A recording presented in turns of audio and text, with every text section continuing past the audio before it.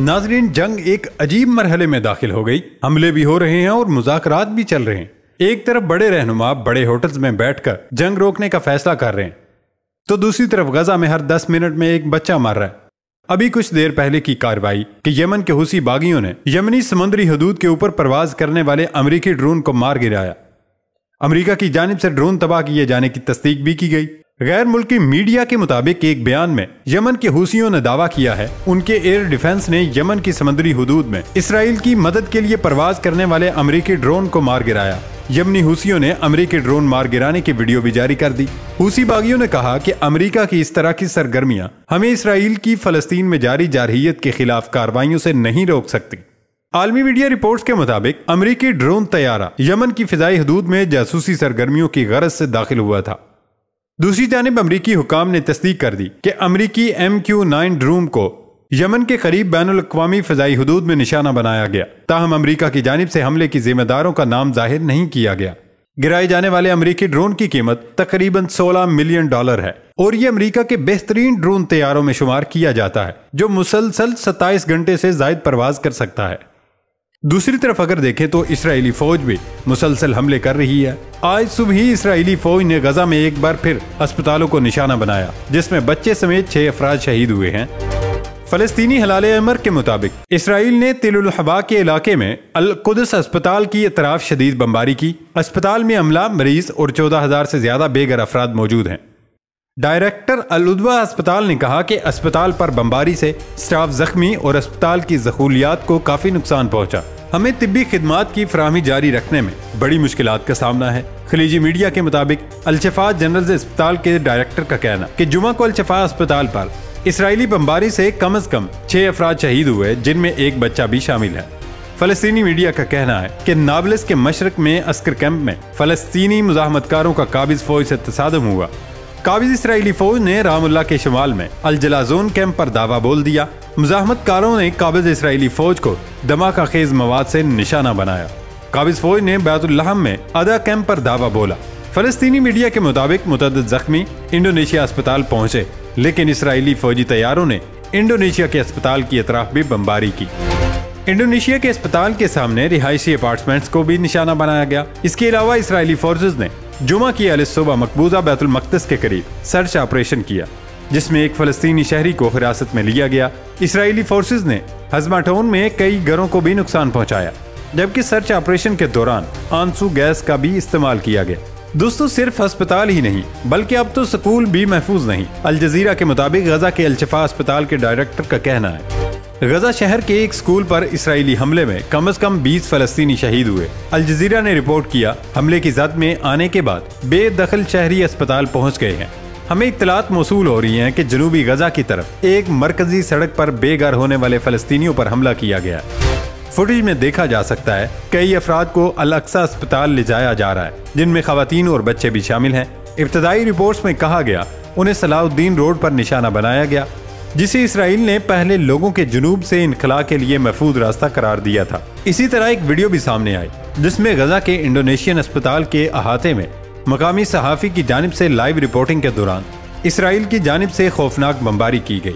दिल दहला देने वाले मनाजिर कैमरे की आंख में महफूज हो गए। बरतानवी ऑनलाइन खबर रसां इदारे मिडिल ईस्ट की जानिब से जारी वीडियो में देखा जा सकता है कि सहाफ़ी लाइव रिपोर्टिंग कर रहा है। उसी दौरान अचानक पहला फ़िज़ाई हमला होता है, जिस पर सहाफ़ी कहते हैं आपने एक और फ़िज़ाई हमला देखा। इसी दौरान एंकर सहाफ़ी को महफूज मकाम तलाश करने को कहते हैं कि अचानक इसराइल की जानिब से दूसरा फ़िज़ाई हमला होता है और सहाफ़ी कुछ देर के लिए महफूज मकाम पर चले जाते हैं। कुछ देर बाद सहाफ़ी प्रेस हेलमेट पहनकर वापस लाइव रिपोर्टिंग की जिम्मेदारियां सर अंजाम देते हैं। इसराइली बमबारी की ये वीडियो सोशल मीडिया पर भी गर्दिश कर रही है। दोस्तों, फलस्तीन के शहर जुनैन में इसराइली फौज वक्तन फवक्तन छापे मारती रहती है, लेकिन जुमेरात को धमाकों से ये शहर गूंज उठा, क्योंकि इसराइली फौजियों की मुसल्लह गाड़ियां शहर की सड़कों में दाखिल हो गईं और उन्होंने राइफल्स और पाइप बमों से फलस्तीनी जंगजुओं से लड़ाई शुरू कर दी। खबर एजेंसी AFP की रिपोर्ट के मुताबिक फलस्तीनी वजारत सेहत के मुताबिक ये लड़ाई जुमेरात की शब तक जारी रही और उसमें 14 अफराद जाँ बहक हो गए। अक़वाम मुत्तहिदा के रिकॉर्ड के मुताबिक ये कार्रवाई मगरबी किनारे में 2005 से जारी हमलों में सबसे ज्यादा मुहलक हमला है। मकबूजा मगरबी किनारा 1967 की अरब इसराइल जंग के बाद से इसराइल के जेर कब्जा फलस्तीनी इलाका है।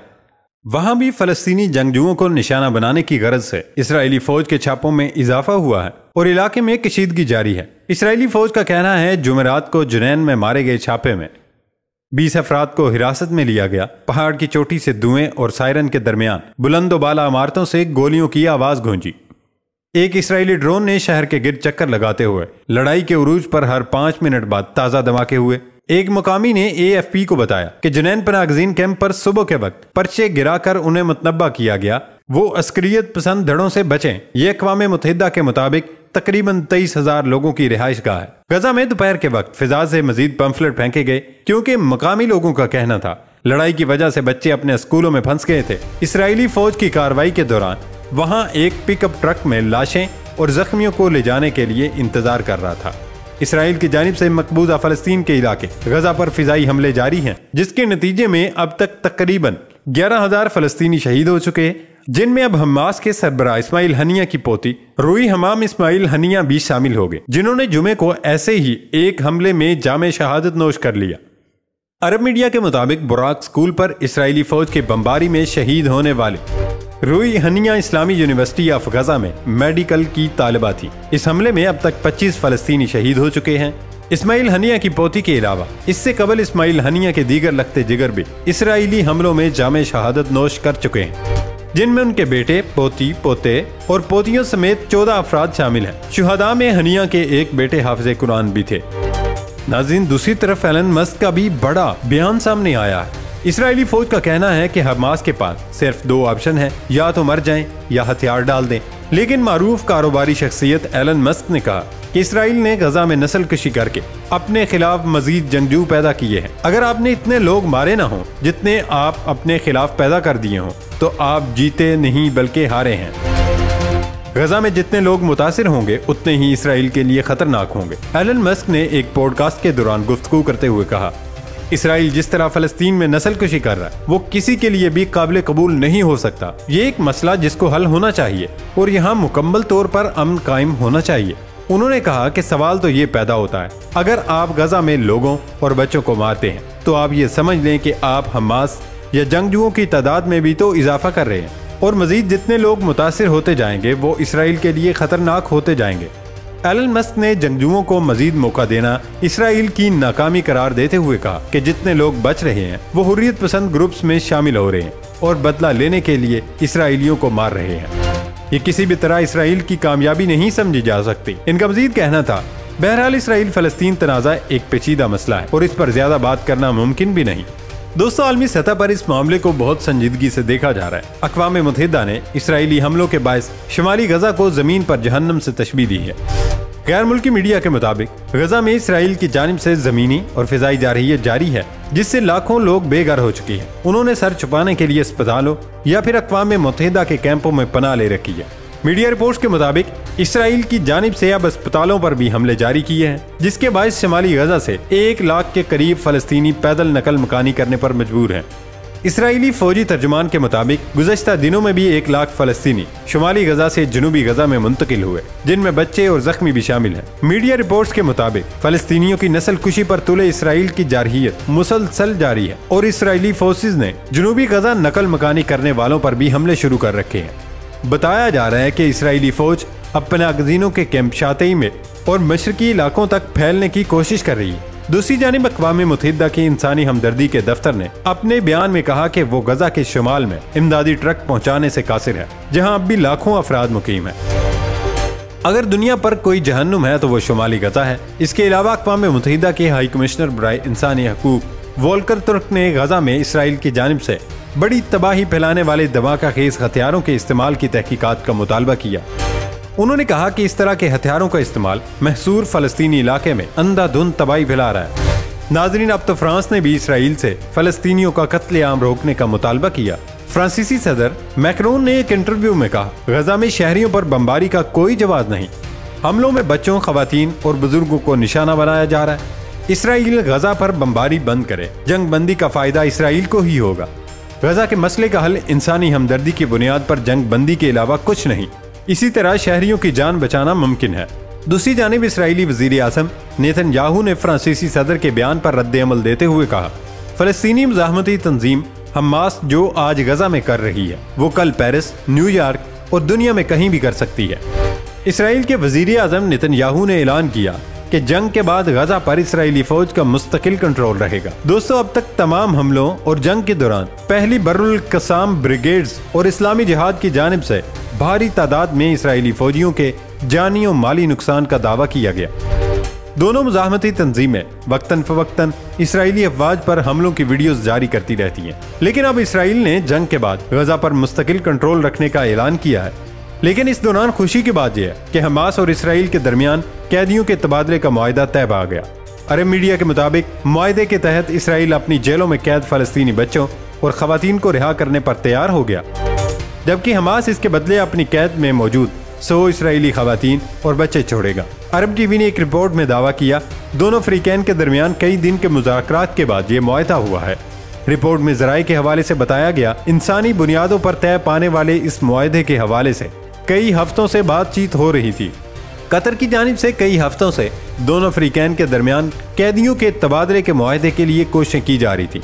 अरब मीडिया से गुफ्तगू करते हुए बेल्जियम की वजीर बराए तरक्याती तावन कैरोलिन जेन्स ने कहा, बेल्जियम फलस्तीन को रियासत तस्लीम करने पर गौर कर रहा है। अल जजीरा चैनल से बात करते हुए बेल्जियन वजीर ने कहा, हमारी हुकूमत फलस्तीन को रियासत तस्लीम करने पर गौर कर रही है। फलस्तीन में पायदार और तवील मुद्दती अमन हासिल करना जरूरी है।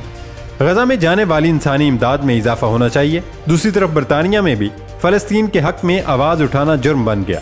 जंग अजीम की यादगार के करीब जाने पर पाबंदी आयद कर दी गई है। आज के रोज फलस्तीनियों के हक में बड़े मार्च का प्रोग्राम रखा गया है।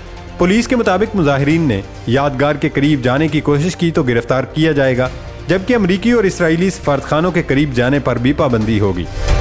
दोस्तों, इस वक्त जंग जारी है और पूरी दुनिया नेतन्याहू को जंग का जिम्मेदार ठहरा रही है। हमास के हाथों यरगमाली बनाई गई मोमर खातून और बच्चे का एक वीडियो पैगाम वायरल हुआ, जिसमें उन्होंने अपने वजीर आज़म नेतन्याहू से गजा पर बमबारी बंद करने का मुतालबा किया। अरब मीडिया के मुताबिक ये वीडियो फलस्तीनी तंजीम तहरीक इस्लामी जिहाद के अस्करी विंग अल कुद्स ब्रिगेड ने टेलीग्राम पर वायरल की और वीडियो में नजर आने वाली खातून और बच्चे को मशरूत तौर पर रिहा करने का अंदिया भी दिया। अल कुद्स ब्रिगेड के तर्जमान ने कहा कि मोमर खातून बीमार हैं, इसलिए इंसानी हमदर्दी की बुनियाद पर उन्हें और एक बच्चे को रिहा करने को तैयार हैं, लेकिन इसके बदले में इसराइली फौज को सिक्योरिटी के हवाले से हमारी शराइत को पूरा करना होगा। वीडियो में इसराइली खातून हिना किज़ेर ने इब्रानी में कहा कि हमारे साथ जो कुछ भी हुआ उसका जिम्मेदार जिन्होंने संगीन गलतियां की और खमियाजा हमने भुगता। नेतन्याहू को ओहदे पर रहने का कोई हक नहीं। खातून ने इसराइली वजीर आज़म से गजा पर फौरी तौर पर बमबारी बंद करने का मुतालबा भी किया। दुआ है कि खातून की ये बातें नेतन्याहू तक पहुंच जाएं और ये जंग मजीद रुक जाए।